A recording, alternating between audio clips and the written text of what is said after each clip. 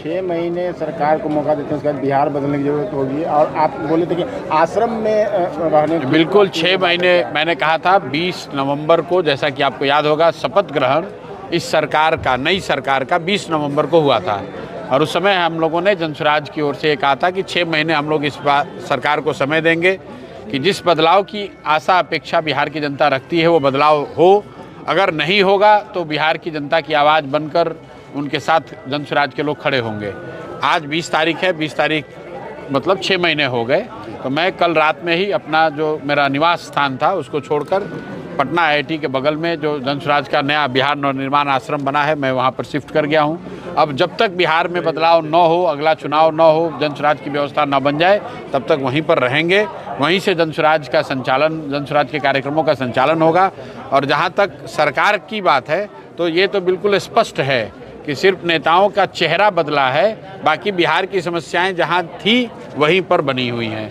पलायन नहीं रुका है। मुख्यमंत्री के तौर पर जिनका चेहरा था वो पलायन कर गए, लेकिन पलायन में कोई परिवर्तन नहीं हुआ। 1 करोड़ रोजगार की बात कही गई, 6 महीना बीत गया लेकिन उसमें कोई फर्क नहीं आया। यहाँ के लोगों पर, बच्चों पर जो लाठी चलने की परिपाटी यहाँ पर पिछले कई वर्षों से हम लोग देख रहे हैं, TRE के बच्चों के साथ जो दुर्घटना घटी, एक तरह से वो दुर्घटना ही है कि उनको फिर से बुलाकर वहाँ पर मारा गया है लाठी से, वो भी नहीं बदला है। भ्रष्टाचार कम नहीं हुआ, शिक्षा की जो स्थिति थी वही बनी हुई है। जो बेरोजगारी, अशिक्षा है वो जैसे 10 का 10 बना हुआ है। लोगों ने वोट दिया, 6 महीने के बाद वही व्यवस्था बनी हुई है। 2 लाख रुपया भी नहीं मिला। 2 लाख रुपया तो देने वाले भाग गए। जिन्होंने कहा कि मैं 2 लाख रुपए दूंगा वो तो खुद पलायन कर गए। अपने बच्चे को नेता बना दिया। मैं हमेशा से पूरे जनसुराज में कहता हूँ कि मेरे भाई, नेताओं ने अपने बच्चों की चिंता करके रखा हुआ है। नेता का बच्चा चाहे पढ़ा लिखा हो या अनपढ़, नेता का बच्चा नेता बनेगा, राजा बनेगा। और आपके बच्चे, बिहार के युवा जो पढ़े लिखे हैं, जो संघर्ष किया है, जिन्होंने अपनी हड्डी गलाई है, आपके बच्चे मजदूरी करेंगे, बेरोजगार घूमेंगे, क्योंकि आपने अपने बच्चों की चिंता नहीं की। आपने लालू, नीतीश, मोदी का चेहरा देखकर वोट दिया है, तो उनके बच्चे, उनके परिवार वाले आगे बढ़ रहे हैं। आपने अपने बच्चों की चिंता नहीं की, इसलिए आपके बच्चे बेरोजगार और मजदूर हैं। मुख्यमंत्री ने सहयोग शिविर के माध्यम से बिहार की जनता की समस्या का समाधान करने के नया रूप कौन करेगा? सहयोग शिविर उन्होंने शुरू किया। किसने? बिहार सरकार ने नया शिविर शुरू किया जिसमें तमाम समस्याओं का समाधान होगा, ब्लॉक और पंचायत वाइज। इनके जिनके बरदस्त से या जिनके कहने से मुख्यमंत्री ये बने हैं, सम्राट चौधरी जी, उन्होंने 20 यात्रा निकाली, समाधान यात्रा, समृद्धि यात्रा। अभी तो मुख्यमंत्री बनने के बाद समृद्धि यात्रा निकाले थे। बताइए, बिहार में 100 में 60 आदमी दिन में 100 रुपया नहीं कमा रहा है, और बिहार का मुख्यमंत्री समृद्धि का यात्रा निकाल रहे हैं। बिहार का ज़्यादातर युवा बेरोजगार मजदूरी कर रहा है 10-12 हज़ार रुपये के लिए, और बिहार के नेता समृद्धि की यात्रा निकाल रहे हैं। किसकी समृद्धि? समृद्धि यहाँ के नेताओं की समृद्धि हुई है। उन्होंने पैसा कमाया है, यहाँ के अफसरों ने लूटपाट करके समृद्धि बनाई है।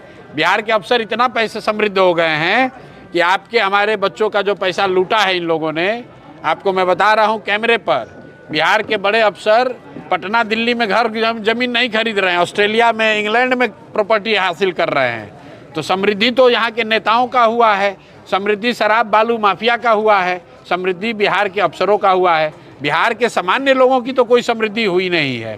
तो ऐसी यात्राओं का और ऐसे जनता दरबार का कोई फ़ायदा नहीं है। 20-25 साल से जनता देख रही है।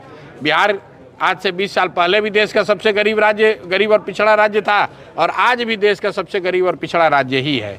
मैंने जो एक घोषणा और की थी, इस बार जो मुख्यमंत्री बने हैं, तो अब इनकी प्राथमिकता बिहार से पहले गुजरात होगी। तो आप देख रहे हैं अडानी जी आ गए, अडानी जी आए हैं और कोई आँख का अस्पताल शायद खोलने जा रहे हैं, लेकिन सरकार ने ये नहीं बताया कि पीरपैंती में 30,000 करोड़ का बिजली का भी कुछ घोटाला हो रहा है।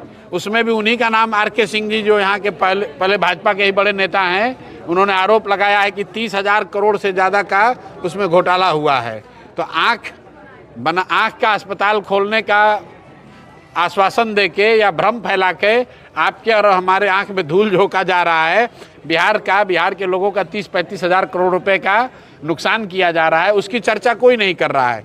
तो जब पटना में बैठी हुई सरकार की कमान गुजरात के लोगों के हाथ में रहेगी तो गुजरात के बिजनेसमैन जो हैं उनका फ़ायदा होगा और बिहार के बच्चे गुजरात में जाकर मजदूरी करेंगे। ये परिस्थिति नहीं बदलने वाली है। सर, नीट जो हुआ है सर, नीट का पेपर, उस पे क्या आपका कहना है?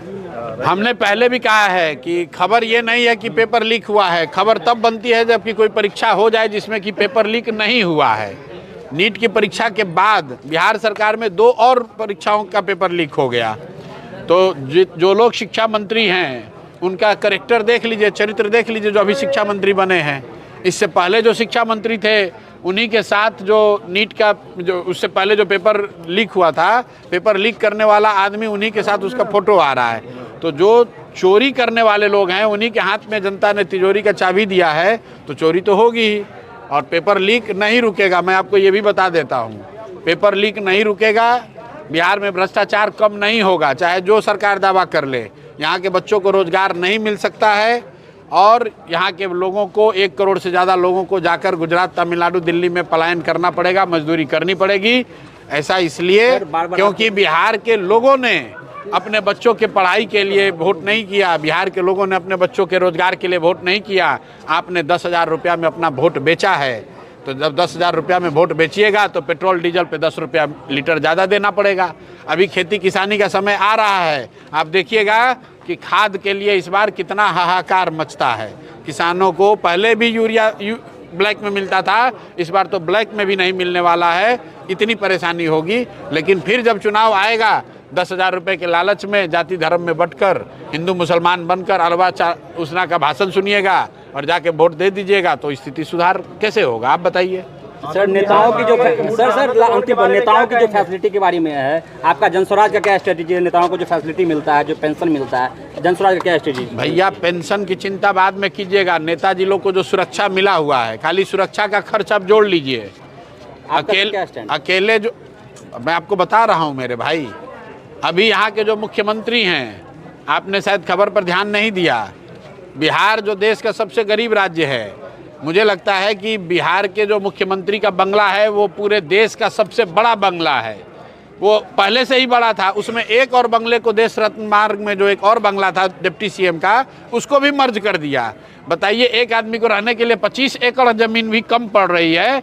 और ये उस राज्य के मुख्यमंत्री के घर की बात हो रही है जिस राज्य में 1 करोड़ से ज़्यादा बच्चे 10,000 रुपये के लिए जाकर बॉम्बे, दिल्ली, गुजरात के छोटे छोटे कमरों में 5-5, 6-6 लड़के रह रहे हैं। उस राज्य का मुख्यमंत्री 25 एकड़ के बंगले में रहता है और उसको वो कम पड़ रहा है, तो एक दूसरा बंगला भी उसमें मिला लिया है। जाके खबर देख लीजिएगा, आप लोग चलाए नहीं हैं।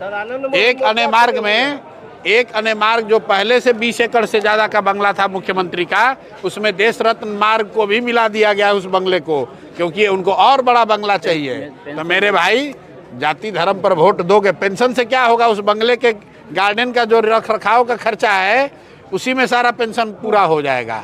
30 एकड़ ज़मीन पटना के बीचों बीच, 30 एकड़ ज़मीन में आप बंगला में रह रहे हैं, उसमें कितने एसी लगे हैं, कितने लोग लगे हैं, जरा पूछिए आरटीआई फाइल करके कि मुख्यमंत्री के बंगले के रख रखाव का महीना का खर्च कितना है, तब आप बात कीजिएगा पेंशन का। चलिए।